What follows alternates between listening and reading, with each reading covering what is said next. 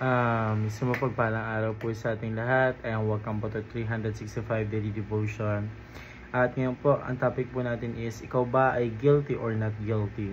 So ngayon po, ang concept po natin is patungkol po sa forensics justification po. So dito po is the word forensic refers to the something legal or judicial in nature. In theology, it describes how justification is a legal declaration by God. When God justifies a sinner, He declares them righteous not because of their own goodness, but because of Christ's righteousness credited to them. This act doesn't immediately change a person's internal character, but it changes their status before God. It's like a cartoon verdict, not guilty. Through faith in Christ, we are legally declared righteous before the Holy Judge of all. So yun po yung ating concept po patungkol po sa forensic justification. And nga naman po tayo po dumako po sa ating Bible reading na matatagpuan po sa Romans chapter 5 verse 1. Ito po sabi po sa English, therefore, since we have been justified through faith, we have peace with God through our Lord Jesus Christ. So ito naman po sabi sa Tagalog, sapagkat napawalang sala na tayo sa pamamagitan ng ating pananampalataya, mayroon na tayong payapang ugnayan sa Diyos sa pamamagitan ng ating Panginoong Hesukristo.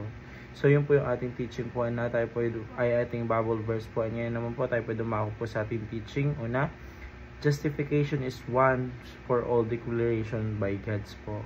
So ang justification po is ito po ay pag-aari or ganap po na hindi po paulit-ulit po na isang proseso po. So ito ay isang minsanang deklarasyon po ng ating Panginoon Diyos na isang makasalanan ay tinuturing ng matuwid po dahil kay Kristo. So ibig sabihin daw po nun is kapag po tinanggap po natin si Jesucristo po sa ating buhay o bilang isang Panginoon po natin at tagapagligtas po, yun po is kapag buong puso po natin siya tinanggap po sa pamamagitan ng pananampalataya din po is tayo po ay pinagwawalang sala po ng isang deklarasyon po na iyon po, na isang deklarasyon po na iyon po isang permanente po sa harap po ng ating Panginoong Diyos.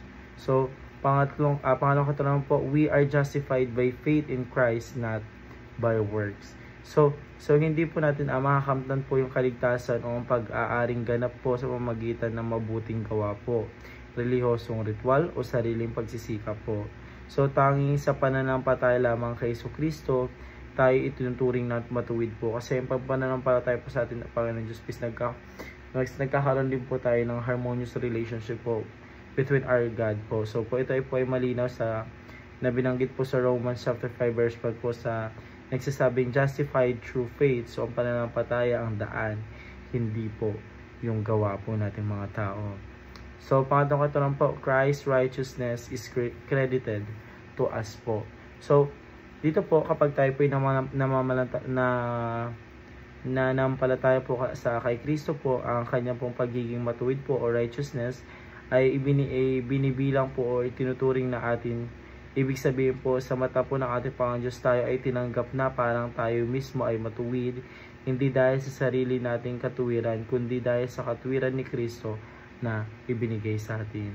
So yun naman po para sa araw na ito. Maraming salamat po sa pakikinig, and see you po ulit bukas para po sa ating daily devotion.